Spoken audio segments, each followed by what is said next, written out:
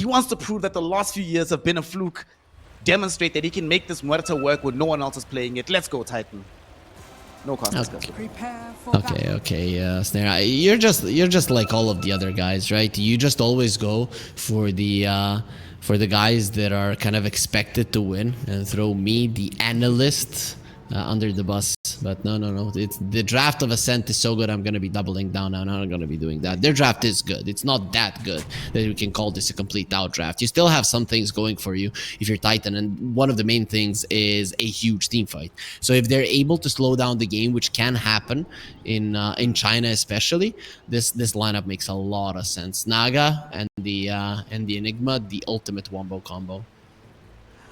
Yeah, man, this is some TI2 type of drafting here from the side of Titan. Naga Siren with the Enigma. And you know which region won TI2? 30 seconds to battle. China! Exactly! So there it is. We're there. This is something that they know. This is something which 12 years ago they did well. The region did well. So maybe they're going to be able to do this one. The last time that this brand, Titan, like as an organization, the last time that they were prominent in Dota was 2014. Do you know who won TI in 2014? China, newbie. See? The battle begins. Very, a lot of people, if you would ask them, yo, who has won TI each year, they'd be stuttering. And runner-ups are also a big one. A lot of people wouldn't know that. I'm not even sure I'd know all of the runner-ups. I'm pretty sure I know all of them. Do I? Who did newbie beat in TI4? Vici Gaming with ROTK in the game. I only knew that because it was another Chinese team. That tournament is epic because even though they came runners-up, Vici Gaming definitely were the team that drove the meta. Like, a lot of the strategies that ended up winning came from them. It's sort of similar to TI, the one that Liquid won, TI7. LFY was definitely the team that drove the meta for that tournament, at least until Mind Control started playing Nature's Prophet. But enough about the past, Terry. Gotta go into the future, or in the present at the very least. Suki taking on Echoes in this mid lane. Top lane, we might actually have the first blood here. ZZQ in danger, but the dead shot. Nicely done from Erica to protect his support and ensure no first blood happens. That shot protecting life doesn't really work as advertised, but still quite nice for Titan to save their position 5. Naga needs to be careful, man. These two, usually when you see a line, it doesn't scream damage early on, especially during the laning stage, but Timbersaw is something else. Timbersaw is insane. And speaking of damage, it's not as much explosive damage, but it's consistent peppering damage is what you have to deal with down bottom with this Beyond Enigma. And although you should be able to, you won't die, I don't think, as the Morphling. Finding farm or pressuring the Enigma, especially, completely out of the question. It's gonna be a very tough lane for them for sure. This is why I really liked your idea when you mentioned that the Morphling could be sent into the mid lane when I saw the Enigma. This is not gonna be an easy Morphling lane. Yep. You know, I used to hate Morphling as a hero, so whenever I saw Morphlings lose, I'd celebrate, but now I spam the hero, so I'm sad right now. Little bit of contestation between the supports here, but they're just creating space. Am I missing something? As expected. Why do you get a Phantom's Embrace this early? I mean, it's always going to be taken down. I understand that you don't really have a great Inkswell target, but still. Yeah, I'm with you on that one. We'll see if he decides to put more points into it. I suppose maybe the rationale was if we can find like an aggressive posture, we can silence Omni, pepper the Morphling with right clicks, but I'm also a little bit confused. Oh, that's gonna be quite a lot of damage into the line on the top lane, and this is what you want to do. You want to keep the Timbersaw somewhat low. Line is a nice plus, so that he cannot come forward, because your damage output from Muerta and the Naga isn't that high. But if you constantly pressure the Timbersaw slightly, at least he won't be able to dive on you. And if you ignore him, he gets level 3-4. You're gonna be in trouble. Certainly something you want to be avoiding. And how's mid going right now? Suki on 17-2, Echoes 15-2, so pretty even matchup so far. Is this how it should be going? I expected the Storm to do slightly better, and he's doing slightly better. So I guess this is within expectation. Usually the Storm does pressure melee heroes a bit more, but I guess with the bottles, with the water runes, it's very hard to push somebody out of the lane nowadays. Dire's middle tower is under attack. Had a fortification, I'm not exactly sure for what. I didn't see a dive down bottom, and there was some creep shenanigans middle, but I'm not sure that particular creep wave was worth the glyph. I think the idea was something around the flag bearers, that he wanted to deny a flag bearer to not allow that extra gold to an enemy, so that makes sense. Dire are scanning. Well, beyond is just chilling in this lane. Mercy is busy trying to get some stacks going for him, so they can farm that up later. Already a stack on the Ancient, stack on the hard camp. So, do they let the Enigma farm this now to give him that shot of injection of gold, or do you wait until the Muerta has like Maelstrom or something? The stacks are mostly for the Sand King, right? Because the Enigma wants to apply pressure. You never really want to take that away from the bottom lane. So most of the stacks are gonna be given to the Sand King. Of the Sand King, he's nowhere near top, but it would have been great if he was, because he could have participated in the first blood as they bring down this lion. Kill credited to ZZQ, so they managed to turn that aggression that was coming in towards them directly back against the Scent. Pretty nice. You get the first blood. Your lanes are already going really well. Your mid lane is the only one that is suffering, but not even all that much, right? You do expect to lose versus Storm a bit. Your Enigma is crushing the Morphling, and you are doing well in your safe lane. It's quite a nice start for Titan. Man, as soon as they can, they need to get Suki down bottom, bro. Morphling can't play like this. This is not Dota.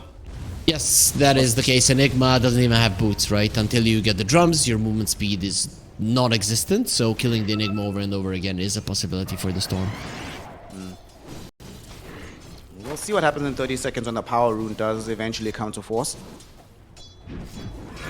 I look at their vision on Titan. They understand that this is the place where they're gonna have trouble. They're maybe okay dying if the Storm TPs, but they're not gonna allow him to just run towards the bottom lane. There's a ward in the river that's gonna be scouting him. He starts moving towards the bottom lane, and there's also a ward on the bottom lane itself that is gonna show if he starts coming over. I was hoping to try and get a rune here. Not doing, but Mercy might be in a little bit of danger here. The Inkswell gets dodged. Nicely done by Suki. Should enable him to finish off the kill onto the Grimstroke. Well, it's one thing if I come ganking you, but if you just bring the support to me, even better. That's quite nice. The thing is, the main problem is still the Enigma that is bullying your Morphling and getting all of the farm away from him, so that is one thing that Suki is going to have to think about. Him not being able to refill the bottle, it being taken by the line on top. He was forced to take it, otherwise it would have been ZZQ. It is going to hinder his ability to stop the Enigma from bullying his Morphling. So this is going to continue now for at least a minute, minute and a half more. Suki's rushing the Orchid. Haven't seen this in a while. Seen a lot of like Witchblade stopovers, but this could be interesting. Top lane, Echo's making his first big rotation. Epicenter getting channeled. Do they have enough to bring down Candy Loon? And they almost certainly do. Deadshot to ensure he cannot Timber Chain away. And Echo's very happy that he has a successful rotation for his first movements. Yeah, and that's 7 minutes in, so he's gonna be able to farm the stacks and then be ready to fight the runes. Now the Storm is doing the same thing, rotating towards the bottom lane, but he was spotted now on a ward, so I don't think this Enigma is gonna be going down. Enigma will be A-okay. Just picked up his drums as well. They actually dive in on top of him. They're forcing this fight. Here comes the Storm Spirit, but will he get you in time is the question. Doesn't seem like it. This Observer Ward yet again proving to yield massive dividends as Beyond will not go down.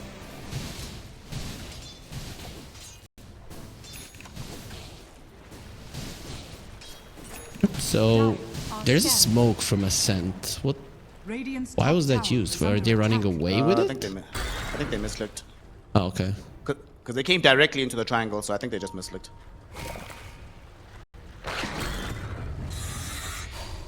Oh no, they didn't misclick. They're using the smoke and chakram trick. Okay. That's the reason. That's fine. That's fine. Makes sense. I always love these little tricks that people do to find faster farm. I think the main idea is not to allow yourself to get low, right? Because what if the enemies come with the smoke there and you're low, kill your timber saw, steal your stacks? If he is full, at least his body is going to be able to create enough of a time for the rest of the team to respond. So far, it is Titan that has the overall farm. They actually might try to kill top onto Erica. Blood grenade down. Erica doesn't have help. Erica's all alone right now. They're trying to dive the Morphling, but that'll mean that this Muerta does not have the defense necessary. Will Rain Cloud be aware of this potential move? And yeah, we dive the carry, no one responds. Where else could they be? They killed his courier, but the Omni Knight is still gonna give his life away. So that's an okay kill if you take the tower. There's still a glyph on Ascent. They're playing really good Dota. Not gonna lie, Snare. They understand what they need to do. Very nice rotation from the Morphling, dodging the gank. Already top. And I mean, even if you end up having to give up that bottom tower, if you're Morphling, given how this lane started, you all managed to trade tier 1s at the same time, I'll take that any day over you. Yeah, there's those stacks that you talked about. Echoes is going to be taking him down. That's quite a lot of gold his way. He's not going to be going for a Bloodstone. He just wants to go instant blink. And I'm thinking they took down one tower. I'm not sure I love this because you only have the Grimstroke to play with. I'd go greedy here, like Bloodstone for sure. See if he can get anything out of that Blink Dagger once he gets it. 20 gold short of that mark. And he picks up a Haste Rune as well. This could be an amazing reveal if he does go for the blink timing, but like you say, not that many heroes to play around with. And he's committed, so we'll see if Mercy... Yep, Mercy even puts his smoke back in the inventory. We are definitely going to be seeing a play being made soon. Oops, so Sand King bringing in the... What is the level of Inkswell? It is a level 2 Inkswell. They smoked, but look at this. There's an Observer Ward. They literally saw them. They know exactly what's up. Ascent are aware of this. They're even pinging out, guys, get ready. The fight is coming. Yep.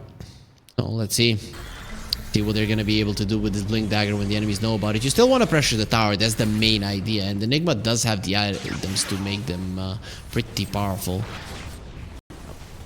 Smoke gets popped. Timbersaw going to be the first target out of the gate. Timber Chain away, though. A little bit far away from the fight. Will also receive that repel. The initiation is over. The blink is revealed. No kill just yet. Beyond did manage to massage this tier 1 tower.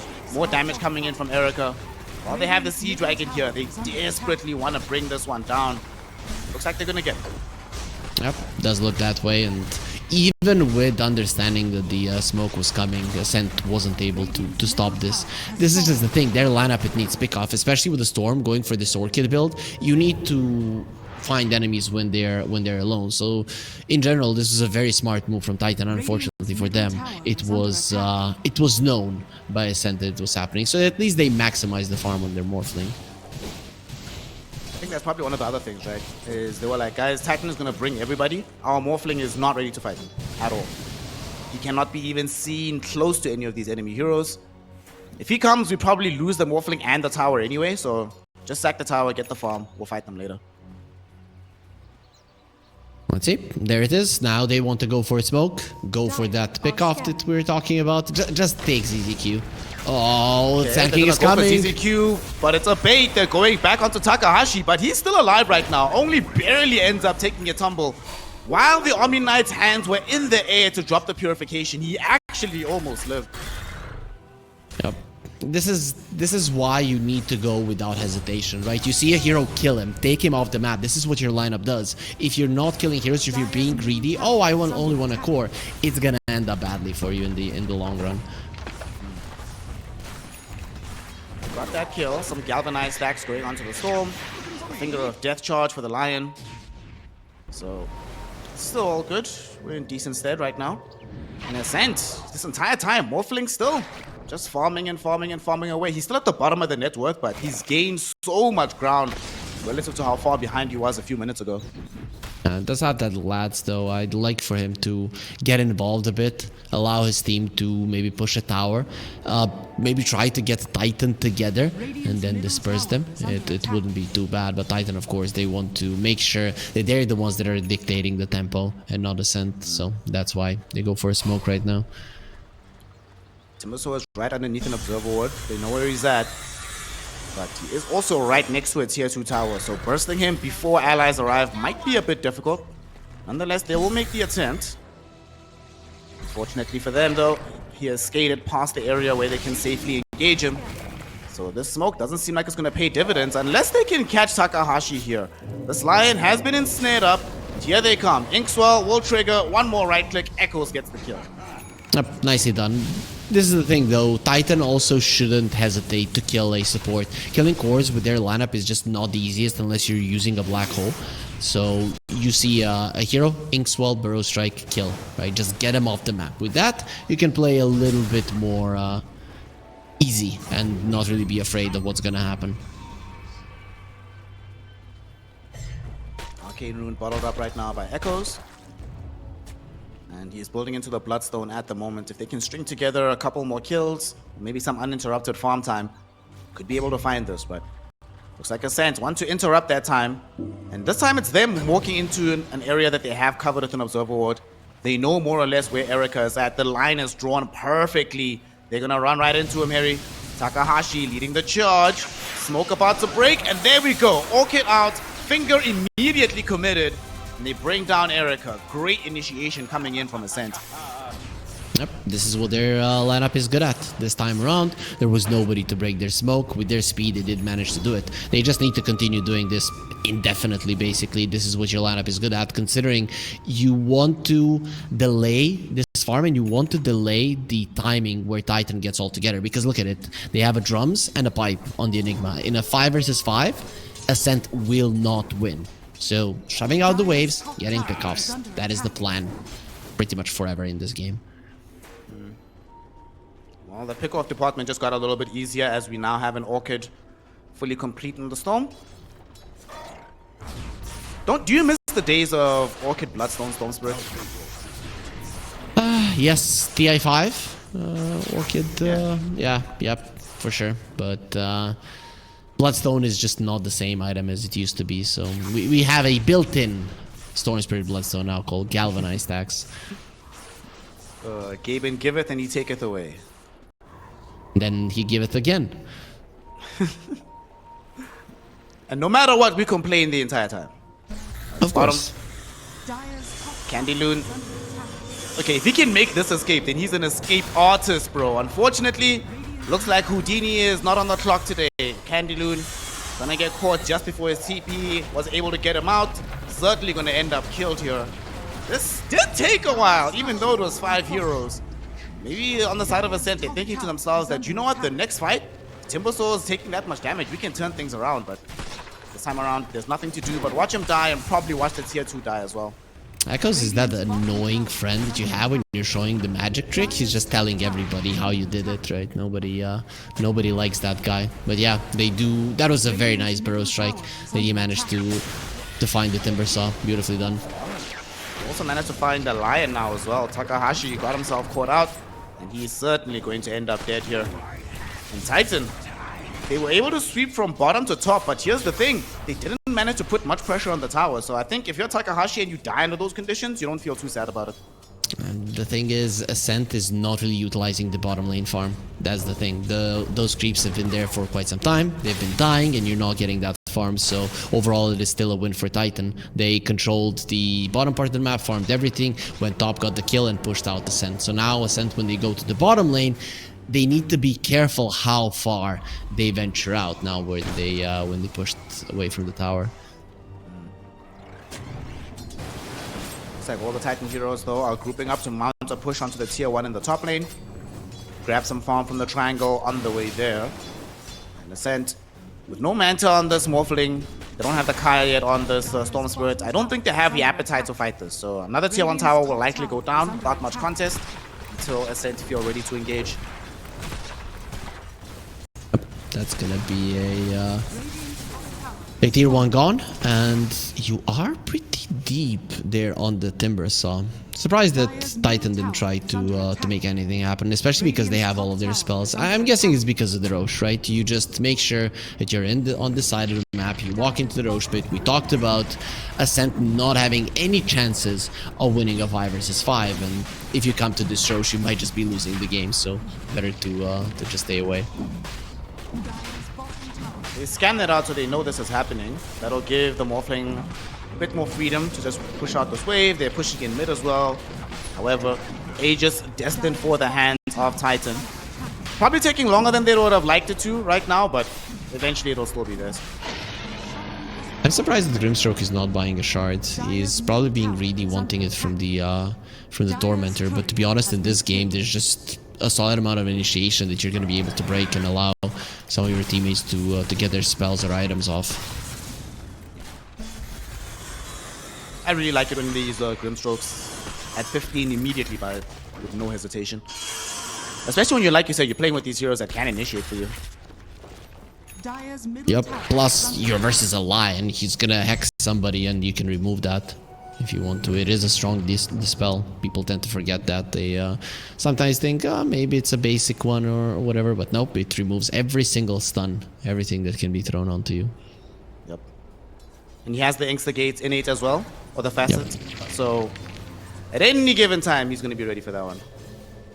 Top lane, Timbersaw. Candyloon might be in the wrong side of the neighborhood, buddy. I think he's hoping to maybe force out a black hole. No, they're actually just turning targets. They're going towards the Sand King instead. Suki able to get the catch, and Echoes is gone. Another finger stack. A dominating streak being ended. So Storm Spirit now even closer towards BKB. Very good vision and movement in general coming out from Ascent. They understand exactly how they want to play, right? They're playing around the mid lane where Ascent heroes are going to be passing when they're trying to get together. And if you find that little bit of an opening like this one multiple times, this is how your lineup is going to get stronger. This is what you itemize for. This is what you're going to be looking to do. I wouldn't be surprised if Titan gets a very early gem in this game, right? Just to make sure that they're not being spotted in it, because you die a couple of more times on your cores like this, and that could be the thing that costs you the game. I just want to turn your attention to the fact that Morphling has now caught up to the Muerta in net worth. I mean, remember where this guy started, dog. My homie's out here, he started from the bottom, came from the gutter, but now finishing off a Tormentor, giving his team a shard, goes the way of the Lion. I guess it's actually pretty decent into the Naga Siren, but, you know, not number one. I would have preferred it on Omni if I was there, but still a pretty decent one. You complain that because the dreadlocks and stuff, the people are like, yo, you probably know how to rap, and then you give me all, you don't rap, but you give a rapping story, so you're doing it to yourselves there. I'm not beating these allegations. Nope, you're not. Bongo boots now available for the Enigma as the tier 2 tower bottom gets pushed into it. The Sea Dragon. Erica, Gleipnir, the Dragon Lance, Falcon Blade, Aegis. Certainly not somebody that you want to be fighting into directly. Mid lane, another hero that they don't want to be fighting directly is the Sand King. He almost ended up finding the kill on Suki, but gets away. In the meantime, though, Omni Knight, who came in to deliver the Repel and the Purification, he dies for it, but has committed a service for his team. As Storm Spirit now going in onto ZZQ. Can they kill him before the song? Yes, they can. The question is, can Storm get out though? Suki doesn't have the most mana in the world. TPing out. Power Strike not going to be there in time. Still on cooldown. He's up.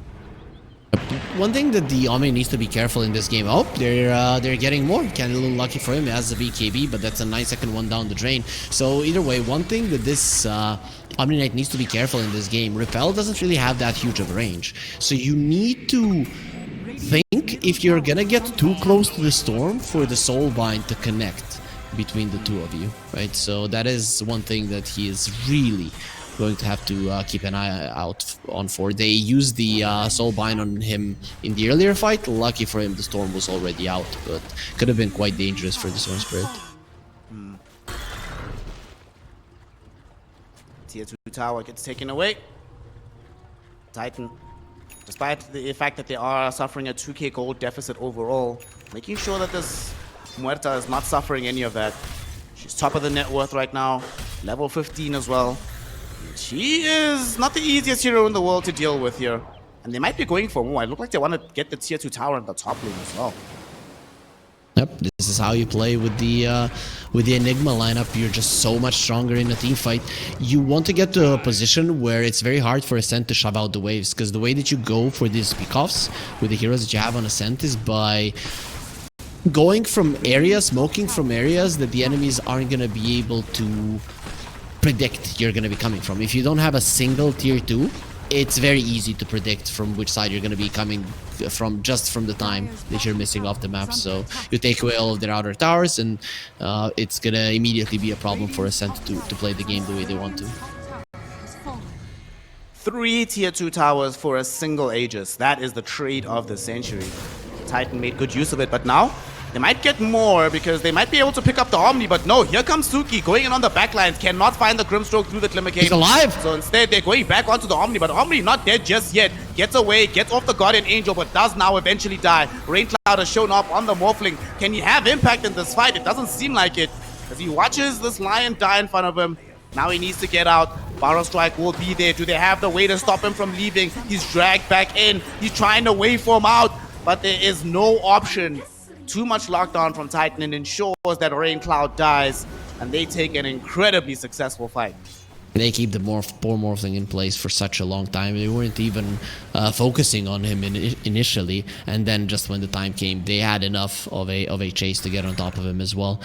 It's just so hard for Ascent to fight. This is the thing. You don't have any towers. You didn't defend them.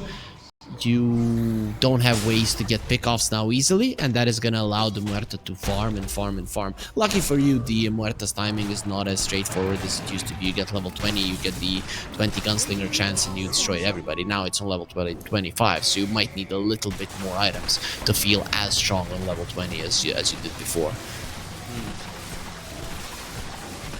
Now she has a BKB at the ready, so the question that she's asking herself is, which damage item do I want? What makes me the strongest? It would be so sick if she felt that she had enough time to buy the Revenant's Brooch. That item on Muerta is hilarious to watch, but I doubt it. She's probably just gonna go Hurricane Pike, Daedalus, these kind of items. Yeah, probably goes Daedalus. We'll see if he does need a Pike. Suki jumping in right now with the BKB active. They were hoping to kill ZZQ, but they just don't have the damage. Naga Siren's still alive, and now here comes the counter initiation. Takahashi caught and killed. The rest of the team trying to beat a hasty retreat. Echoes, his Barrow Strike still on cooldown. TP away is on for the Omni Knight.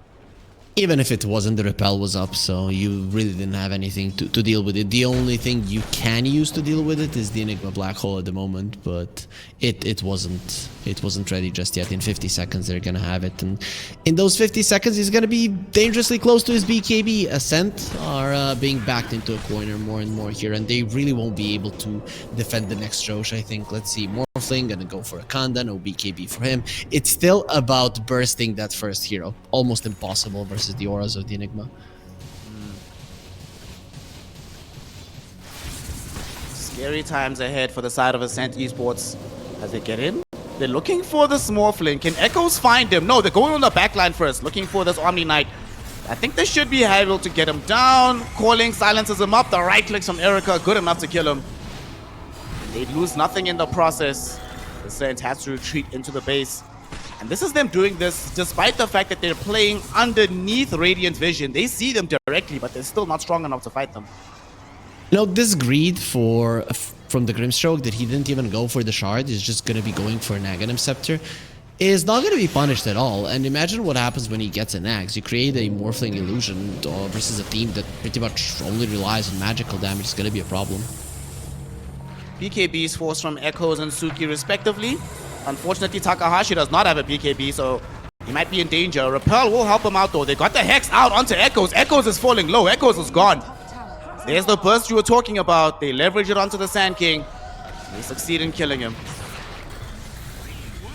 This was a chance for them to chase for something more, but you just have this way of retreating on Titan with the sleep. Now you have a chance, right? If in the next 2 minutes, when there's no sleep, an opening like this presents itself, Ascent can get themselves back into this game, and it will be perfect to do it right now when he's dead, because it's 20 seconds before the Roche spawns. They know this is the time to turn this game around. He walks right back. Erica, not what he was Nice. hoping for. He is dead, eviscerated in a minute. This Observer Ward, who planted this? IJSC.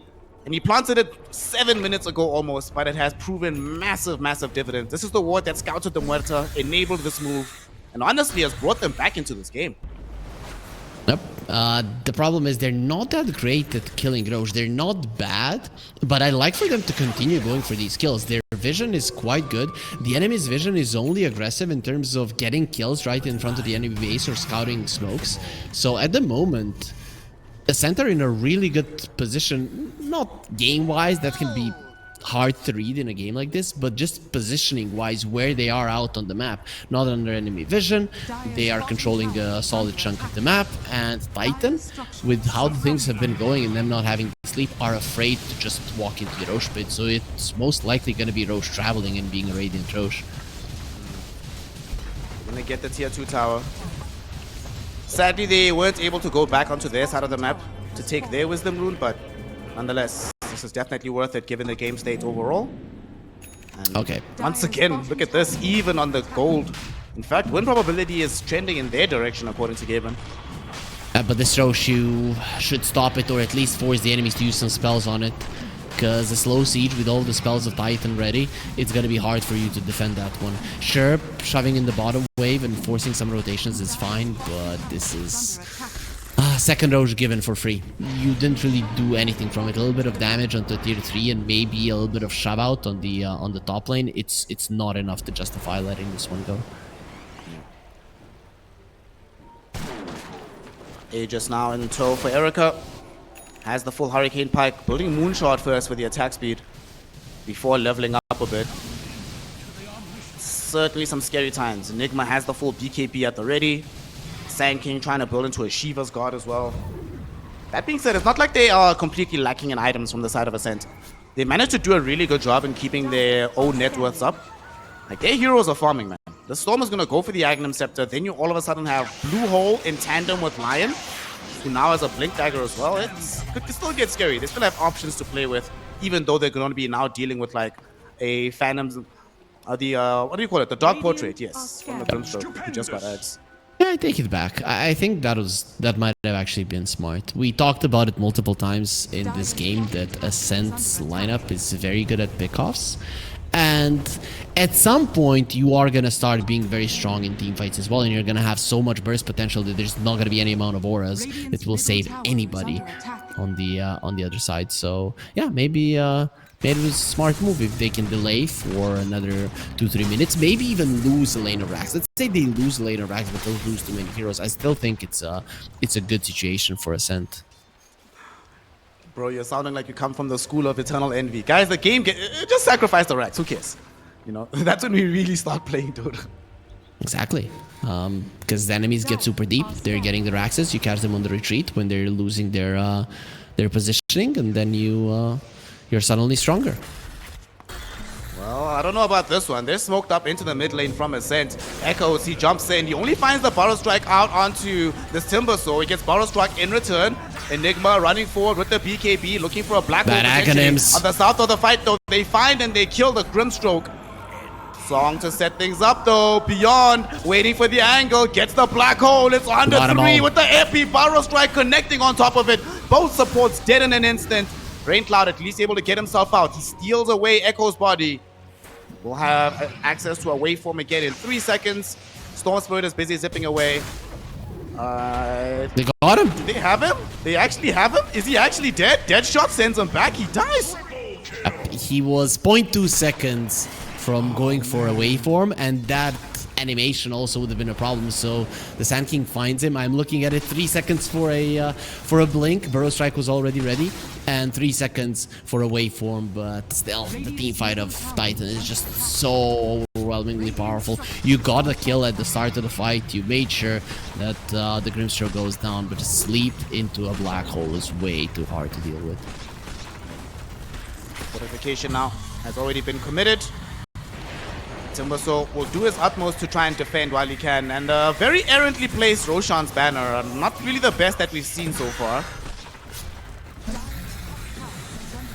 We're gonna get the tier 3, but I don't know if they have enough in the tank to go all the way for the racks. Let's see. Erica starting to poke at it. He knows that the Morphling doesn't want to buy back right now. And they jump in. Echoes. Oof, misses with the Burrow Strike. That opens the space for Suki to jump in. Has access to the BKB. They're going for the heroes that they can kill. Not focusing onto Erica at all. Echoes very, very low, but they jump the backlines. They do manage to kill the Omni Knight. On the front side of the fight, back. Echoes with BKB gets to the low ground. But now, like you say, Morphling has returned. Everybody has to flee. So they lose an Omni Knight. They get a buyback out of him, but they do not lose the lane of racks. Ascent will definitely take it. And this is one of the better usages of the Aegis right now. You have an Aegis for another minute. It's just enough time for BKB to come off cooldown.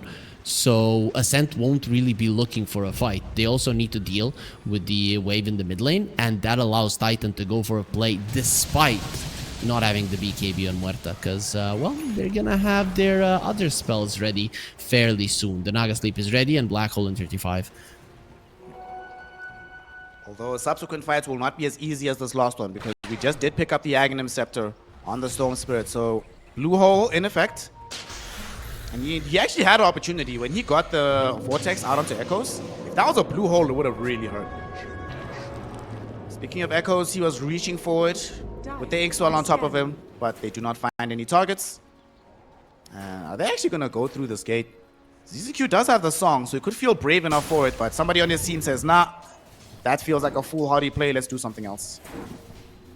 If you are Titan, you just try to shove in the waves right now. The side lanes are very annoying to you. You didn't get a lane or axe. Your gold lead is not that high. This team fight is always going to be scary, but the execution isn't always going to be as good as it was earlier. So the gold lead is non-existent at the moment. I'd say Ascent still in a good position. They just need to be a little bit more aware that they can get slept into a 2-3 man black hole, and that if they position well for that not to happen, and they have tools to do so, this is looking like a game that they can still take. He just picked up a BKB on the Morphling alongside his Kanda, so he feels very, very strong right now, which explains why they have decided to smoke. Lion could have maybe ruined that smoke because he mana drained the illusion. If they were looking, they should know that something's happening, but wasn't pinged out. Doesn't seem like Titan is aware. Echoes got the shard. They now know the Titan got it, and usually after the Tormentor, you just go back to the base. So I'm not certain that they're gonna be getting caught. Well, now they have definitely revealed that they're here. Takahashi broke the smoke to try and get onto an illusion. Ends up not working out. At least leaves a little behind a little bit of vision, but this particular adventure is over from Ascent. However, Titan might be thinking about a sequel as they go in, but there's the blue hole from Suki. 3 heroes caught. ZZQ dies in a hurry, but the black hole onto Storm Spirit, onto Timber, so they've already lost the one, and with Pierce the Veil from Erica, they will be able to make it 2. Can they get more?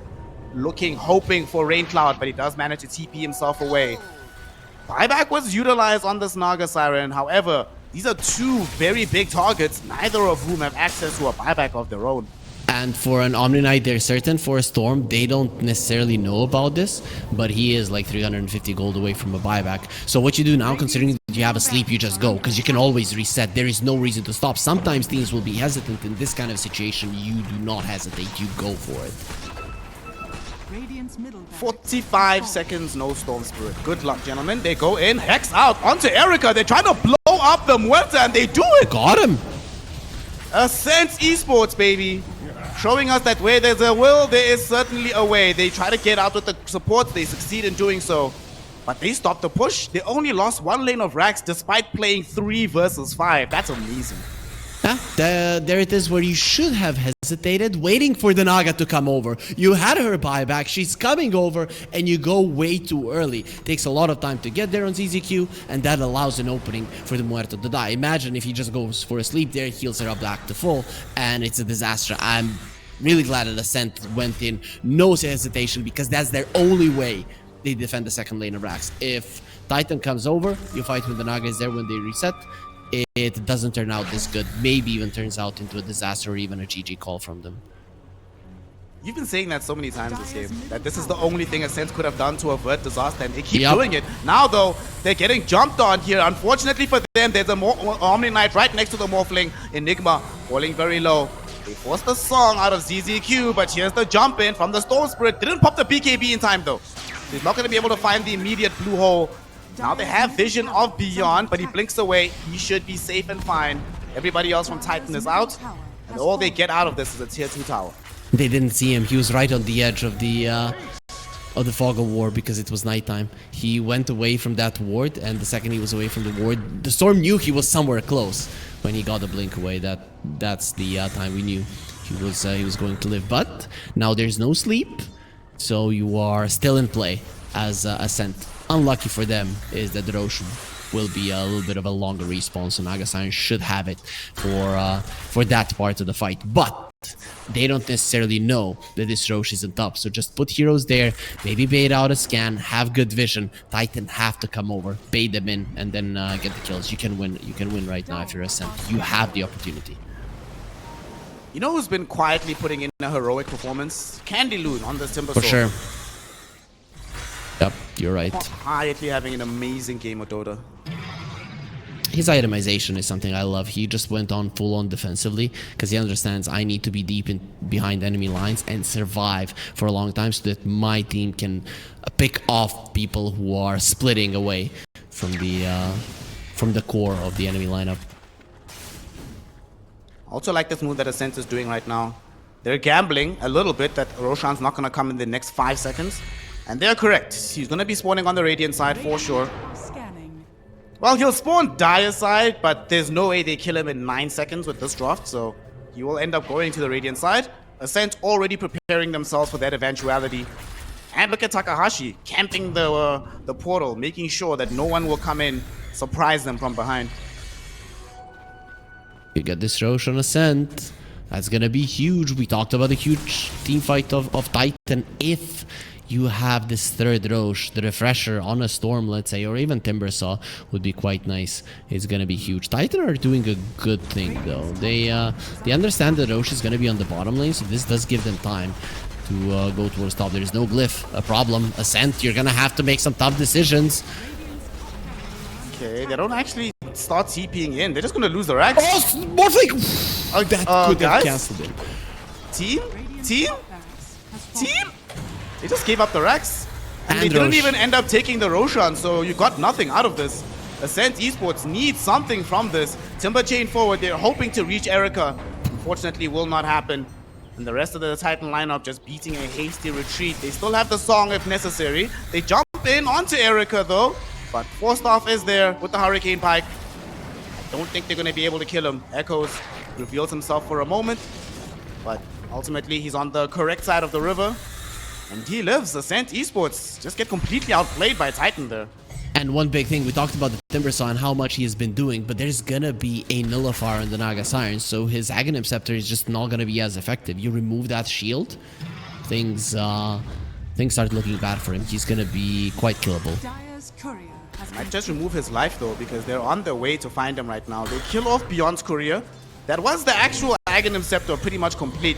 Echoes finding the reach onto Candy Loon. Can they kill him in time? His team is nearby him, looking for the re-engage here. He pops a BKB, he's turning, he's still alive. Erica getting hit with the Earth Spike, forced to pop a BKB of his own. There's the Black Hole, but it's only onto the Timber, so it might be enough, however, with the epicenter damage and just pierce the veil. Look at Erica go, ripping through these heroes. Erica and manages to kill off Rain Cloud as well. That's a triple kill for him. Double buybacks from Ascent, but without the Morphling, the big bad boy, they're just not as strong. And they feel the same way. They buy back onto him as well. Massive teamfight success here for Titan because they only lose their supports. If you're Ascent, you have to get the Rosh. If you don't get the Rosh, you're just gonna be straight up losing the game. And to be honest, the way for Titan to defend doesn't really exist, so you're most likely just gonna let it go. But we saw it there. Candy Loon, despite all of his tankiness, despite his level 25 and all the items that he has, he just cannot survive through the damage of the Muerta. You just force him to pop the BKB because of the Nullifier, and then he's just an easy target. She did 8,300 damage in that fight. Wow. She's able to just stand and deliver. Perfect situation for her as well, right? Black Hole onto Timber while she's right next to him. You dump all the damage on him in just a few seconds. not over though, Snare. If you look at it, Refresher Shard on the Storm now. He has a cheese as well, and he's approaching level 25. I've seen so many games where a level 25 Storm just kills everybody. He doesn't have a Parasma just yet, but he has close to 5,000 gold, so he's not that far off. Yeah. He does have to be the one to save a large chunk of this because he's the only core buyback that's available at the moment. Like you say, you know, there's a couple of heroes where until the game is absolutely done, you never count them out in the late game. And Ascent has two of them. The Storm Spirit can be a crazy monster late game. And of course, we've all seen what can happen when this Morphling is given enough time to get there. But dealing with this Muerta, tough proposition at the moment. She is so strong. And she still has room to grow. She can chow and eat this Moonshot and then still buy another item. Could be some butterfly or something, since nobody is going to have a Nullifier or an MKB on Ascent.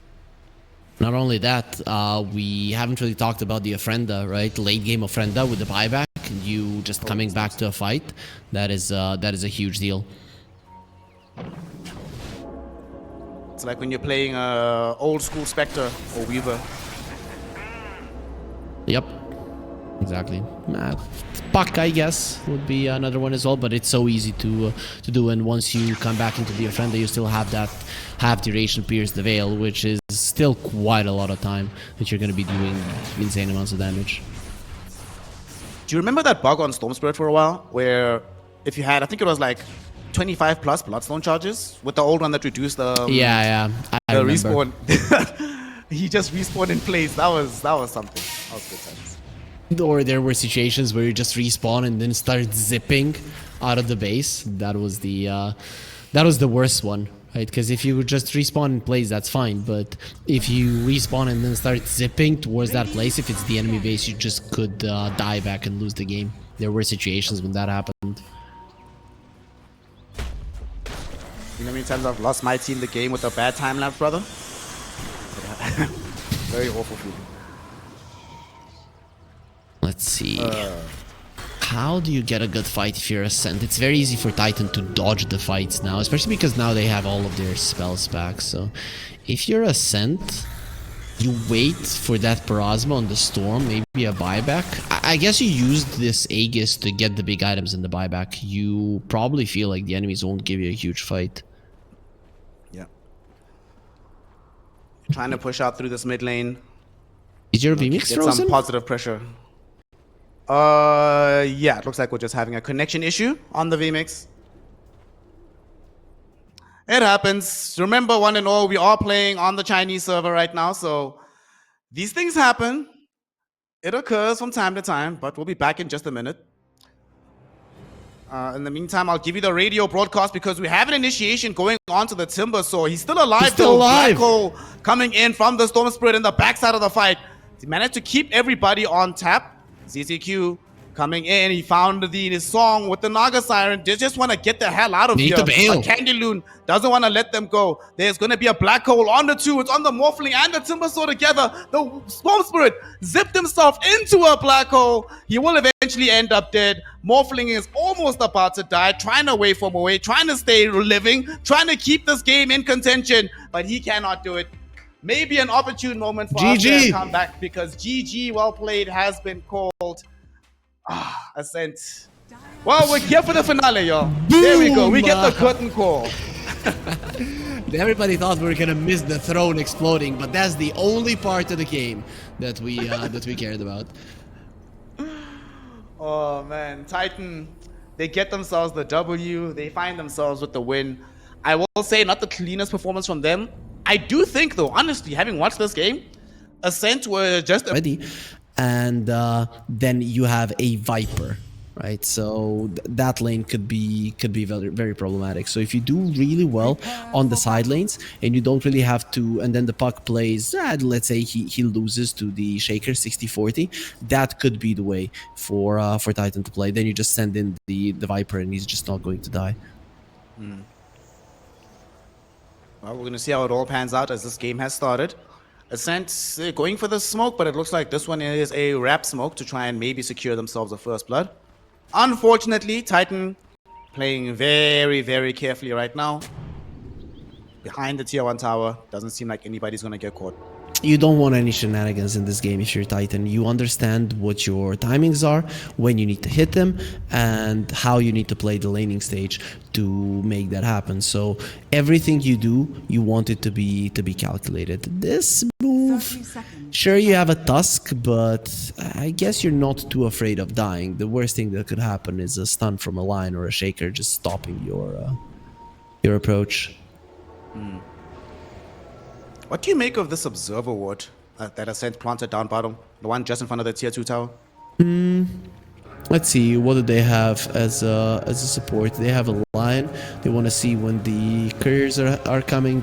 I think that's about it. There's not much to think about it. It's not going to give them anything else other than some courier kills. Okay. Which is See good. how it all pans out. Right? Imagine if you take away like sticks that they're bringing out. Let's see, Alchemist already has a wand, and Tusk, sorry, the Phoenix. He bought it as well. Okay, so they're smart. They're not gonna have many issues then. Bristleback doing his duty to try and drag the creep wave as far forward as possible, and very nicely done there by the Lion. Stop some of the additional blocking. So here we go, game 2. Potentially the last game in the upper bracket for Ascent Esports. They need to do well, and they especially need this mid lane to go well.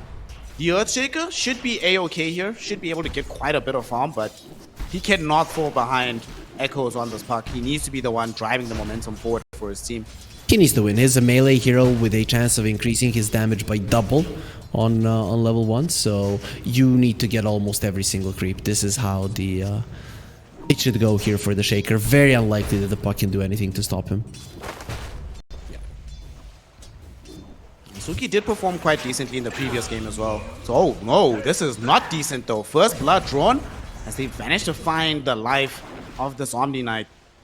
So the last game it did go much better in the lane, but this is not how they wanted to start things off, especially because these two heroes, when they start snowballing, they keep snowballing with these kind of kills. Now, Viper didn't really get any CS because that, but the lane is in a good position, and they didn't block the camp though. Wait, okay, it is blocked, but it got unblocked by the Omni Knight. So the main thing is that Beyond didn't use that much mana, so he can go in again. Oh, Cloud losing a lot of HP here. Does have the Fairy Fire to pop, but he will still end up dead. Beyond, it's 2 kills into his name right now. And they're gonna be chasing just for a little bit of damage out from the Omni, but Beyond is ecstatic about how this lane is going. I really want to see how this pans out. So I think the idea from Ascent is let's fight early on to force out the Viper of using his poison attacks with level 1 poison attacks so that he doesn't have that much mana. The thing is, he had so many mangoes, every single one was given to him so that he can continue to do this. And now when he hits level 3, I really want to see if this approach of being super aggressive versus a level 1 Viper with only 2 heroes is going to be working out, because seems to not be the way to go. I'm the Viper here. I'm pretty happy with how things are going. Now I can just farm for free. The SF is going to be the one that's put under pressure. Playing very far away from the lane. And down bottom, Erica also needs to watch himself here. They might actually be able to kill ZZQ, but they don't want to commit the Hex until they get the 3rd stack going on the Quill Spray. If they had the 3rd stack already, I think they would have gone for it, but as it stands, they just back off.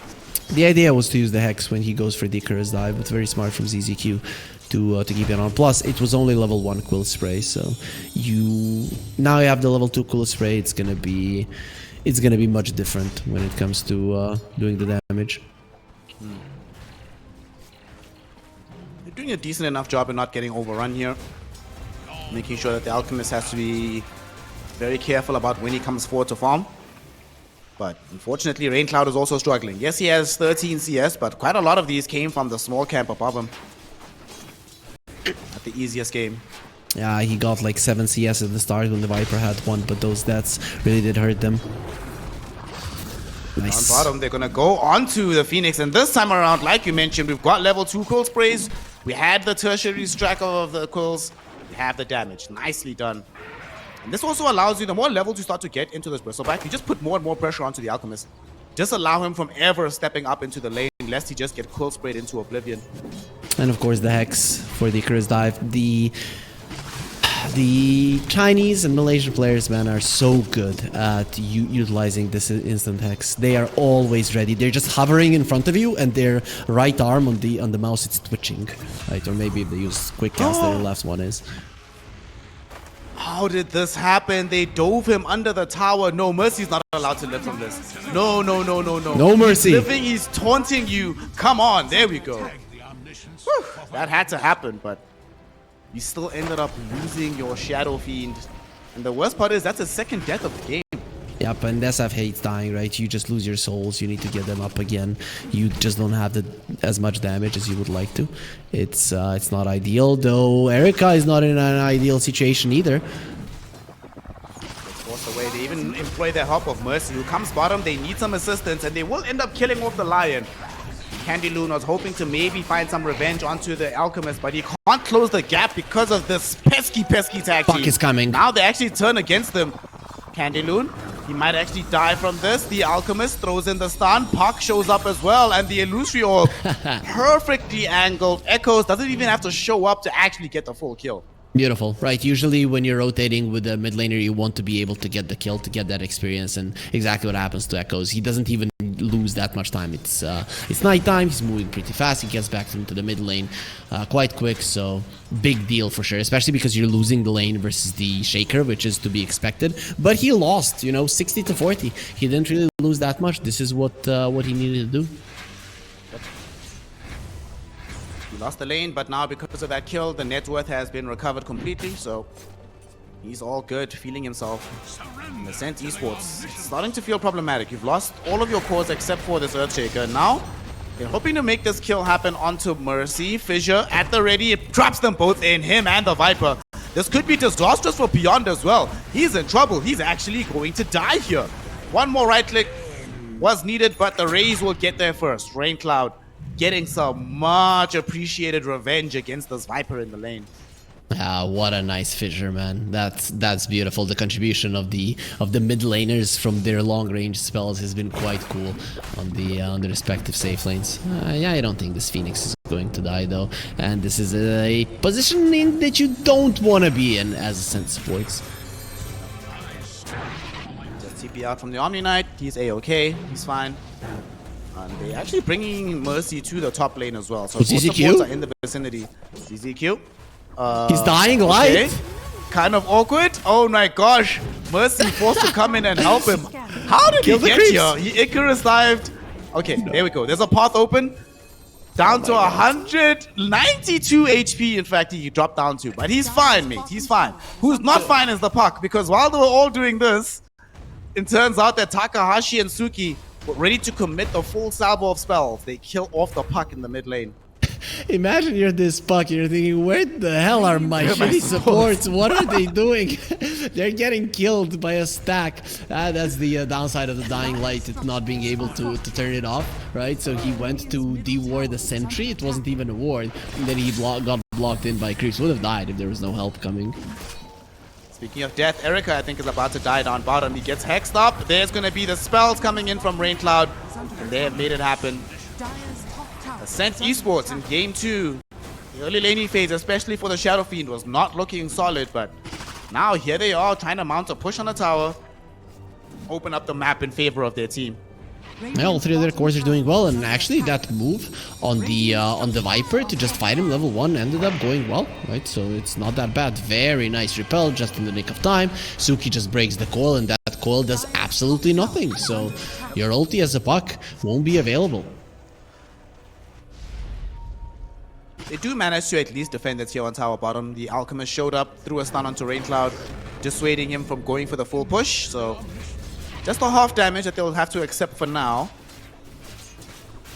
The thing is, you can now dive if you're Ascent. You know that there's no call, so the big turnaround spell is just off the menu, and the Shaker already has a blink, so it's time to make a play. It's pre-9-minute blink, not something that you see too often nowadays. Pre-9-minute blink on Earthshaker. Alright, I need to go check the stats on this one, but looks like a fight might break out. So the time afforded for me to go and do some digging is not there. But okay, nothing's gonna happen. Alchemist does come top, but they had an observer ward right in front of the Twin Gate. They see him coming, they back off in time, they're all okay. Yep. Nicely done. Alchemist isn't really getting the amount of farm that you like. He's still top net worth, but it's not a big a deal. Of course, this is a good place for him to be. If you step out, he's gonna be coming for you, and he's farming quite aggressively on the enemy side of the map. But he better run right now. They see him, and he's the big target here. Suki is in the vicinity. Oh my goodness. Dude, if he had actually, ZZQ had an opportunity, if he threw out the Fire Spirits, he would have actually cancelled the Blink Dagger on Suki. But I don't think he knew exactly what the positioning was, unfortunately. So, fortunately for him, though, Suki did not decide to make the initial jump. He's TPing going bottom, bottom. though. They know that the Alchemist went there. Alchemist putting some pressure out onto Candy Loon, channeling the stun. There's the fissure. Oh no, he almost stunned himself, but he does end up getting it out. In the meantime, Viper Strike onto the Earthshaker. Suki dies before he can have much impact. Dreamcoil stalling out the Lion as they turn their attention towards this Bristleback. He does have a repel on top of him, so he's quite strong. However, the repel does not last infinitely. And as it goes down, so does he. 2 big kills for Titan, whilst defending their Alchemist in the process. And it's not over yet. Takahashi doesn't have any mana, doesn't have a TP, has no way out of this one. Will be surrounded, will be killed. In Ascent Esports, what seemed initially like a decent move turns into absolute disaster. Yeah, Shaker used the fissure onto the Viper as well. It cancelled his Blink Dagger because of that, and then he got caught by the Tusk from the side. Viper keeps his distance, you cannot use your spells, and your Blink Dagger reveal ends up doing absolutely nothing. This is just a pretty unfortunate turn of events. It was fast, but also very nicely read by Titan. Also, speaking of the Blink Daggers, it is in the... I didn't see the exact time that he got it, but it's in the top 9 timings for the Blink Dagger. There's only been 8 of them so far in this patch, what, before 10 minutes? So he's the 9th one. Okay. Sounds good, sounds good. Or he's at least the 9th one, but yeah, that's... It's still an okay position for Ascent. You still have that Blink Dagger. Sure, the enemies know about it, but blinking and killing somebody is the way to go. One thing we haven't talked about is Ascent's lineup is very bad at taking towers unless the SF makes himself involved. So you might not be the best lineup to utilize this low mobility of Titan, because as long as the towers, the tier 1s are standing, the mobility is not going to be an issue. You can TP wherever you want, or you can use the Twin Gates, like what they're doing right now, to just move around the map. You can also move around the map smoked up, as Ascent are doing at present. They want to be able to find somebody with Suki. They find Phoenix first, but they did see the Illusion Orb so that they know that the puck is hiding in the wings. Man, if only they had made that move 3 seconds earlier, because then they would have seen Echoes being the one that was running forward. Maybe you hex and kill him before he can respond, but nothing to do now. There's the Arcane Rune on the Shaker. He would like to ulti. Erica knows. He just knows that something is up. Will get himself into a safe position, TP away, and just farm a huge amount of stacks that was made for him. Okay, he has 3.3450 right now. I want to see how much he'll have after all is said and done. 4.8, around 5, I guess. Ah, Alchemist. Listen, I'm a carry player, and even for me, this is kind of disgusting. I'm like, what the hell, dude? This is so much It's gold. taking quite long, though, because he doesn't have a Radiance yet. If they knew about this on Ascent, Suki would love to be on top of his face right now, dropping the Echo Slam with all these creeps surrounding him, but such fortune will not befall them. At the very least, they'll assuage themselves by taking the tier 1 tower on the other side of the map. We're like, he's gonna have 5k gold, yeah, in 3 minutes when he's finished with those stacks, because he's really taking a long time. Doesn't even have mana for his ulti. Okay, there's a soul ring, so it'll be okay now. Well, Ascent has been getting some effective farm elsewhere. Candy Loon has been closing the gap towards having his Aghanim Scepter, and we've already seen in some of these fights just how long it takes to actually kill him. And even though they'll have the damage to kill him, it's going to cost increasingly more and more from their lineup to do so. I'm disappointed he didn't go for a Snot Rocket. No. That's Okay. some Suki getting jumped on again. Fissure out from him. They get the finger out onto this Phoenix, and Phoenix is gone. At the same time, Mercy came in looking for some backline assassination, but turns out he just made himself a priority target. Easily killed off. And that's going to lead into them losing this tier 1 tower mid probably at this point. The SF is here, ready to actually leverage the damage we were talking about onto these towers. Echo Slime is still available, so why not? They do lose all of their creeps, but Candyloon should be tanky enough. He's do whatever the hell he wants. Oh, dangerous. Get out of here. They brought the Alchemist as well. They break Candyloon. Will they be able to kill him in time? Damage. Yes, they can. He is gone. Hex out onto the Phoenix, so there's no Supernova, but Takahashi might just be dead. They have vision with the Sunray. Can they find him in the trees? They cannot. The self-stun also connects onto the Alchemist, but all of them manage to evade the damage of the Requiem. Ascent Esports cannot do much right now. Shots. It catches Takahashi. Do they really want to go on top of him? He gets out the Earth Spike onto this Alchemist. Alchemist is going to stun himself, but there's no one to follow up on top of it. If this Bristleback was alive to go tank up the damage, maybe. But with the complement they have at the moment, just going to let them go. Smart choice not to go for the line until the tower goes down, seeing as the Bristleback would have come a lot, pretty much at the same time that the line would have died. Imagine a Bristleback there, you're too deep and the Shaker keeping you in place. So it was a smart choice just to take the tower, then attempt to kill the line. If you don't get him, it's not that big of a deal. But what a good decision to defend the tower. And now the SF is in trouble as well. Yep. He's in trouble, sent right back into the fountain. Killing spree for Beyond. Okay, I want to know, right? Did Raincloud do something to Beyond? Like, he's just playing against them like he personally wronged him somehow. Not just in the laning phase of both games, but also throughout the game. Like, his job is just target this guy and make him unable to play a good game of Dota. Beyond is just a Viper, man, right? So as a Viper, you want to be making other people's lives miserable. It's nothing personal. It's just what the hero does. A very fun hero to play for that exact reason, I might add. No, it's a very unfun hero to play. Sure, Attack. yeah, I get it. I get why some people would want to do it. Radiant are scanning. Dude, Viper still remains one of my most played heroes to the day, even though I don't play it that much nowadays. Just so much fun spitting at people and watching them get really upset. It's the best. Hell, man, I cast with you, a Viper player. I cast with Bowie, a Huskar player. I don't know, man. I just am not good at choosing company.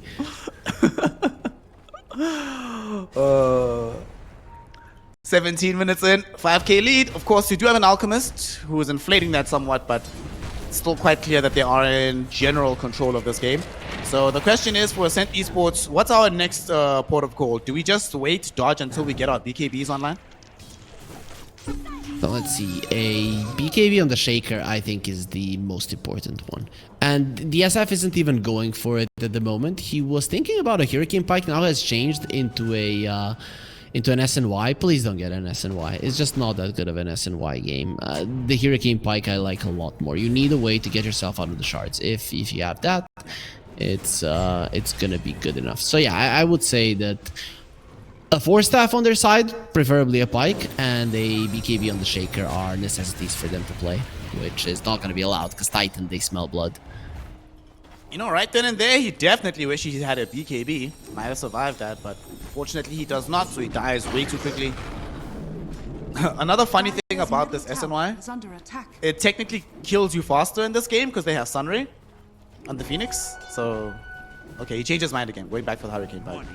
Thank you. Thank you. Wait, are you seeing this too? The effigy of the Earthshaker just flying in the air? No. You're Like right in front of the tier 2 tower. Okay, it just disappeared now. yeah, I believe you, man. There was a dragon right next to it as well. I know.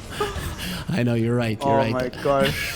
As I was about to take a screenshot, Earthshaker respawns and it goes away. What can you do? Yeah, I know it happens all the time. Anyways, this is now the timing for Titan, right? Because they're so far ahead. They are an Alchemist lineup. It's around the 20-minute mark. This is when you get the momentum with them. I'm kind of surprised that I know that SNY is pretty strong, especially against all of these stuns on the other side. But I thought that the Alchemist was just gonna go BKB into an AC and just try to end the game. This to me is looking like he's trying to fight a little bit more, maybe taking it a little bit later. Not going for BKB either, so this is going to be his solution for the chain disable coming in from the Ascent lineup. Speaking of set disable, now it begins. Hex out onto the Alchemist, but they come in. Very nice punch from Mercy. Sunray though, whoa, look at the damage that was dealt by Candy Loon with his Aghanim Scepter. Mercy gone in the blink of an eye. I'm surprised he just went in like that. I thought he was gonna wait for them to wholeheartedly commit on the Alchemist and then jump in and snowball save him, but decides to just give his life away. Not the biggest of deals considering so many heroes from Ascent came over. And very good movement though from Candy Loon not to get super close to that high ground. He has to be careful though. Suki is not involved in this fight. He is bottom. Oh, click on this Earthshaker. He did not buy BKB, my brother. He bought Midas. In the meantime, he's needed for this fight because they did manage to find the Viper Strike out onto the Shadow Fiend. He has forced off to the high ground if needed. He put it in with the Bristleback. He gets forced off the way, doesn't get all the damage out. Suki waiting, hoping for an option to engage this fight. The Requiem will be there. It pushes back the Alchemist, but they forced out the Supernova. They're retreating from that. Earth Spike holds the Alchemist away from the Shadow Fiend. As the Supernova pops, it sort of draws a line. Both sides retreat to their base to lick their wounds and fight again another day. Okay, so Shaker is thinking he's gonna be winning this game later on, and with him not even going for the BKB, but rather for Shadow Blade, that it is gonna be pickoffs that he goes for. I'm okay with the idea. I can't say I love it, but it is an idea. You don't know if it's gonna work until you try it. But the problem is that now it's not completely in your it's not in your power, right? If the amount of pressure comes in early, if you lose the Roche and everything that comes with it because of this pickup, it's gonna be a problem. Listen, if Ascent win this game off the back of the decision to go Midas, off the back of harassing the Viper in the earlier stage of the game, to force him into a different way of playing, like, it seems crazy, but if this ends up working, dude, then honestly, I'm gonna give them game 3 automatically. They'll definitely be in Titan's heads at that point. Radiant are scanning. The thing is, it's not looking very likely that they're gonna be winning this game. Though the win probability is 50-50, but the goal lead is slowly getting out of control. I think this is one of those games where the gold lead is mostly going to be predicated on defensive items for Ascent. Like, if they have one BKB, even with this gold lead, I think they're fine. They can still fight. However, if the gold lead increases and it prevents them from getting to those BKBs, then we have a very big problem. I think their idea in this game is just to be very greedy with the items, not really get BKB super early. And with that greed, farm even more, get to a point where once you buy the BKBs, you're definitely going to be stronger. That's not going to happen for another, I'd say 12 to 15 minutes. Would be, you know, the rough estimation of it. Unless, of course, Titan makes a mistake, dives, and loses a huge fight. But yeah, you can see that the Shaker is going for a Shadow Blade and the SF is going for a Butterfly. So both of those things show me we don't want to fight, guys. We just want this game to go long. I mean, to be fair, Ascent has 3 players from Southeast Asia, from Malaysia, and that region is known for the late game right now. Is under attack. So settle in, folks. Go make a cup of tea. We're going to be here for a while, especially considering that Titan, they themselves, their Roshan take, their tower take, not the fastest in the world. The Roshan is fine. Towers, yeah, pretty bad, but Rosh is quite solid. Well, they might be fighting around Rosh, though. Suki trying to TP out, gets stunned, gets killed. And I didn't see how these heroes got here. They were pushing in from the tower, but why did they go so aggressively forward? They got found by the Tusk, so they shoved in the wave and they thought that they were going to be escaping through the Twin Gates, but Mercy is just going to be on point. He has been hunting them. The thing is, you don't have a lot of mobility on all of your heroes, but 2 of your heroes, the Puck and the Alchemist, are pretty speedy to move around the map, so they're almost always going to be able to connect. First stages of the game now in the hands of Echoes. Alright, so now the new plan for the fight. Ignore this Puck, try to focus and kill this Alchemist if we can. No, the plan for the fight is don't have it, right? It's, you know, there's a...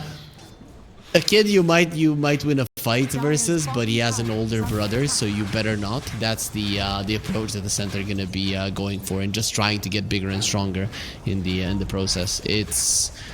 This is not a fight that you can take. There's still a lack in mobility in the two heroes that we mentioned, the Phoenix and the Viper, and you try to utilize that to shove out the waves on the map to delay the game as much as possible. They're smoking. It looks like they haven't caught this memo about the buff Big Brother, because they're on the way, and they have an observer ward that scouts that Puck is not with the Alchemist. So if they could find him, they could kill him. But unfortunately, Titan, they back off. They smoke themselves. Observer ward out. Titan, this is their area. Takahashi, he reveals first, and they're going to jump on top of him with the Alchemist. There's going to be the Echo Slam, though. Onto the Viper, onto the Tusk. Both of them dead in the blink of an eye. The egg, will it be destroyed? Yes, it will. Candy Loon takes it out, but unfortunately they cannot keep the Shadow Fiend alive. And this Alchemist, he's big, he's bad, he's rolling forward. He wants the Omni Knight, and he's gonna get him. It's a triple for Erica. I don't know how much further he wants to chase for this, though. As Candy Loon is playing like he has backup, but in the meantime, he's all alone. This debate might have actually worked, however. Jump forward, Alchemist finds the stun. It's onto Candy Loon. Now they know for a fact that he's all alone. Erica gets an ultra kill, baby. And despite Suki doing his best to salvage that fight, this Alchemist right now, too strong with the BKB active. Suki is the only reason they're still in this game. If there was that huge echo with you getting two heroes, and you get a perfect one, you get the Tusk, the one that would have saved anybody else in that situation. You get the two of them, you delete them. You don't delete those two heroes, the egg doesn't go down, you don't get a single kill, you probably lose every single one of you, or just as much as you did this way. And it makes the game almost impossible. This way, you're still keeping yourself in it, and you've delayed a solid amount of time on the Aegis without losing any of the tier 2s, pretty much without taking any damage on them either. Sure, it's not an ideal thing, but Suki saving the day for now. Raincloud is a better man than me. After that fight, he's still gonna commit to finishing this butterfly. After that fight, I'm immediately buying my BKB items, dude. But he's a better player than me. What can you do? Just don't allow fear to control you, and maybe you can be better than Raincloud. I think they made a decision. Yeah, they made a decision what they want to do in this game. That's their plan, and I'm liking that they're sticking to it. If you just start changing your plans, then a lot of the items that your teammates have bought are also not gonna make a lot of sense. Like, guys, I have a BKB, sure, but your Shaker doesn't. So what do we do now? How do we make something happen? Your Bristleback also doesn't have a BKB. A lot of the things can go wrong because of that. I will say, despite the fact that this Alchemist is obviously crazy farmed, he's very strong on the map right now, the rest of his lineup, they're keeping parity on the side of Ascent. They have a big Alchemist problem, to be sure. We saw that in the last fight. But what we also saw in the last fight is that if Suki gets on top of a target, even a tanky one, they can't get them from 100% to absolute 0. And remember, Viper has magic resist through the corrosive haze, more HP than the Alchemist, and still died with the full combo. So there's still possibility. Suki can still save this game. For sure. I mean, there is a lot of potential on the side of Ascent. They are also, a lot of the times when you would see a 13k goal lead, you would expect the enemy team to be itemizing to stay in the game. No, Ascent are itemizing to win. So once they do get their items that they've been looking towards, once they do get their BKBs on the SF and on the Shaker, they can fight. Let's say even if they lose the lane of Rax, it is a big deal, but not the biggest of deals. It is not an insta-lost game because you lost the lane of Rax 30 minutes into this game. Raincloud now in. He has Butterfly. They get the Earth Spike out onto 2. They actually kill the Puck, and look at the Alchemist. He needs to run. He lost so much HP here, almost just straight up died, and with the Requiem, they push away the Puck. They don't have enough Chain Disable, and the Finger, not good enough to kill off the Tusk either. Phoenix, though, not going to be so lucky. First one out the gate, brought down. The rest of his team fleeing for their lives right now. They'll be able to get away, but Ascent, they killed the Phoenix, they took away the Puck life, and it cost them nothing. Like, they used their ultimates, sure, but nobody died. No buildings were taken outside of the tier 3 that was gonna die anyway. They have good vision, though. They're chasing for more, though. Omni Knight, he gets caught, he gets killed. At the same time, it does cost the Tusk life. Oh, Alchemist. Dude, Alchemist is actually crazy. He jumped forward, He doesn't have BKB, but he still feels they can do this. I don't know He about can do this one, this. gang. Erica channeling the stun. Help is coming. He doesn't have enough mana, cannot really contribute to this fight. Here comes the puck, throwing in the coil onto this bristleback, but BB, with the assistance of his team, able to turn around and kill off Beyond. Puck realizing he can't do much more after the Dream Coil has been dropped, forced to beat a hasty retreat. They're And chasing this the Lion puck. being dead means that they cannot kill the puck. It's gonna be fine. Yep. Usually people tend to not do this, but Bristleback players are crazy, man. They see red. It's kind of have the facet to do that as well. So, but big deal for Ascent. They did buy back the Omni Knight, which could be a problem, especially if he dies close to the Roche respawn. That just means that right now he needs to be very defensive in his positioning. His life is just so important, and you know those SF is not even buying a BKB, man. This is greed on another level. Dude, he's going for MKB. What a god, bro. What a god. He's looking and he's like, you know what? The only reason this Alchemist is alive is because of the Radiance burn damage and that pesky evasion. So fine. And you get rid of that burn, get rid of that evasion, and just kill him in the next fight. And the Shaker is not going for a BKB either. He's going for an Octarine. If you get a shard on the Shaker, and I think maybe he should, even though you are a core Shaker, a shard would be quite nice. Shard with an Octarine core is very hard to deal with at any point in the game with a core or a support Shaker, because you're controlling the fight so nicely. The Fissure is pretty much always on the ground, and those mini stuns, even from the aftershock from the shard, are a hard thing to deal with, especially now when he has an arcane rune. But let's see, no tormentor. He is not gonna have money for the shard just yet, so at least during this arcane rune he's not gonna have that. You know, I just realized something. Whenever I cast with you, like an underdog game with a Chinese team, right? You always get something really cool that you're always like, wow, I didn't expect this, but I like. I started with Yakult's Brothers and their drafts that impressed you so much. And now look at Ascent. Underdogs, a losing game, but you don't itemize like this if you believe you're going to lose. They genuinely think that they have what it takes to win the game. That's why they're going for these aggressive items. And I can hear it in your voice. You're liking what you're seeing. I'm loving it. Time to be alive. I'm loving it. A lot of the teams in this situation would fall under the pressure and just buy items to stay in the game, and then 40 minutes in, it would just be an easy path to victory from Titan. With these items on the side of Ascent, it is risky, but that is the way that you go for victory when you're this far behind. Very unfortunate for them. They were smoking out. Roshan respawns though in 30 seconds. I mean, they take Roshan astonishingly fast. Like, if they can maintain composure, they can get this really quickly. But Titan, they know something's up. They're on the way. They'll be there in time. That's just the thing. So if you're Ascent, you probably shouldn't think now that you're not seeing anyone in the map that you're getting this Roche. Just get into a good position and hope that you play the fight of your lives. It again comes down to the Shaker. This is the guy that we should be following. Everybody else is just gonna be a divergent for him. That's why ZZQ plays a good egg.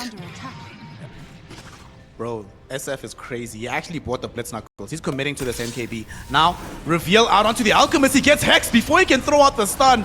There will be a Fissure as well. Echo Slam onto the Puck. Can they kill him? Puck is not gonna die just yet. Barely alive. Opens up the space for the Alchemist to come in for revenge. Does eventually die, however. Now going forward, channeling up another stun. In the meantime, the Shadow Fiend held in position by the Tusk, and they do manage to get him killed off. No SF for the fight. They tried with the finger to burst down the Tusk. They fail. And it's Erica instead who gets a triple kill onto Takahashi.